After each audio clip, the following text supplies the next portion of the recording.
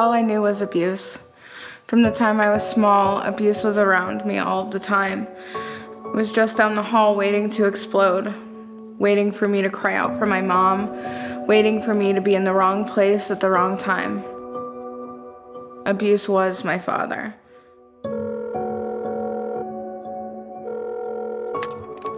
I remember hearing the phone ring and knowing I needed to go and hide me and my sister because my dad was on his way home.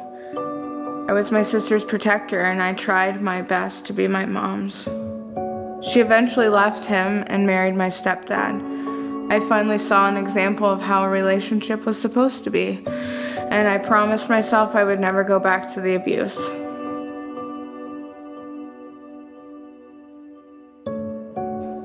I was 17 and I met someone. He told me I deserved the world. He told me I was special and he loved me. When I got pregnant, at first things were great. We were going to figure it out. We were going to take on the world. And then things became awful. I was on bed rest because of the stress from the abuse. He would call me horrible names and throw things out the window and then text "I love you." It was so confusing. I kept trying to fix things, and I didn't want my unborn child to have the broken home life that I did. But at some point, I just threw in the towel, and I stayed. When I was 6 months pregnant, he beat me with his eyes closed. And when I asked him what was going on, he said, I must have been sleeping. He told me what's not going on is telling anyone. It became my secret, and I could escape him in the shower, even though he would sit on the toilet and wait. So I would stay in the shower until the water ran cold, just so that I could get a break. When I was 28 weeks pregnant, I delivered my daughter. The abuse had affected her before she was even born. I deserved better, and she deserved better. She was in the NICU for 3 months. When she was finally able to come home, we left him. And I wish I could say that my life of abuse ended there, but soon found myself in an even worse situation.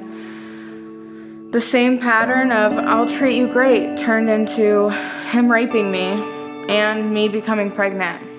He beat me in visible places so that I wouldn't leave the house, and I was so ashamed of the bruises, ashamed that I had made the terrible decision. He controlled everything in my life, my makeup, my clothes.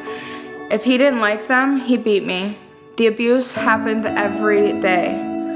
He even beat me in the hospital bed the day after I had my son. I had thought I deserved it all. The day I left was one of the scariest days of my life. I locked the kids in the car with the keys, and I called the police. They arrived as he was throwing knives at me, telling me that I was going to pay.